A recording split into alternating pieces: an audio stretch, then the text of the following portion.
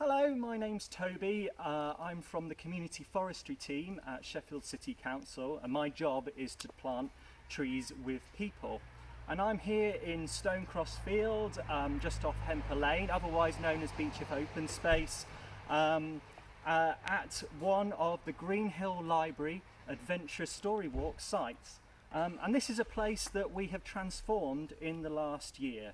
So behind me we've got a pond scrape that we've put in that is attracting new wildlife, and behind that we've planted a copse of new baby trees, little saplings with members of the community. So they're just growing there, looking really nice.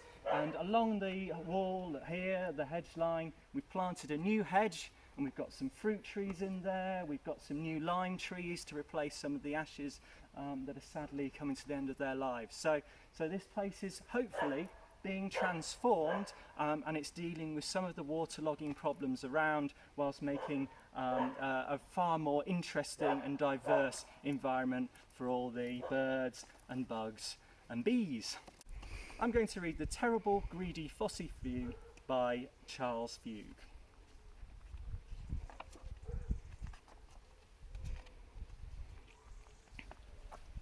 The creatures of the great green forest loved their home. The trees were covered with delicious fruits, the bushes were bursting with juicy berries, and everyone lived happily together. That is until the terrible greedy FossyFoo arrived. He had come from far, far away, crashing over the mountains, flattening grasslands, stomping through the lakes and rivers, and now he was hungry. The forest had always provided plenty for all the creatures, but now they could only watch as the greedy FossyFoo helped himself to everything he could find. Soon there was nothing left to eat in the whole forest, but the FossyFoo was so greedy that he still wanted more, and now he was angry. "Watch this!" he roared, and tore a tree right out of the ground. This made the FossyFoo feel much better. So he tore up another, and another, and another.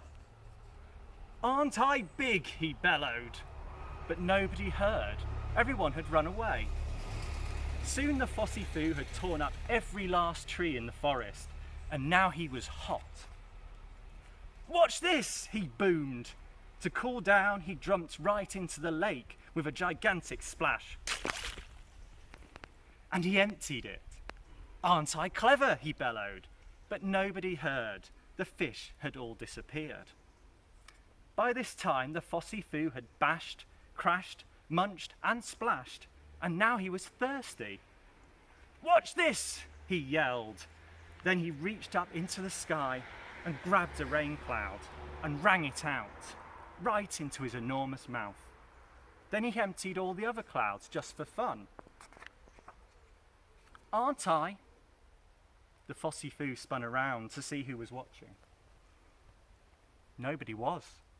The FossyFoo looked around. Nothing moved. The FossyFoo listened. Not a sound. The FossyFoo waited for an hour, then a day, then a week. A year passed by and the forest was completely dry and bare. Still nobody came.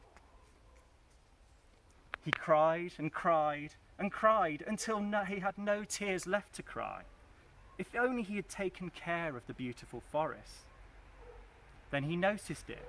Beneath his feet, watered by all the tears, a tiny seed had sprouted. The FossyFoo knew that the seed would need more water if it was to grow big and strong, but there was not a single drop left in the rainforest. So the FossyFoo leapt up and raced to the faraway mountains, where he carefully gathered clouds from the mountain tops and hurried back to where the forest once stood. There he gave each cloud a gentle squeeze, and out poured the rain.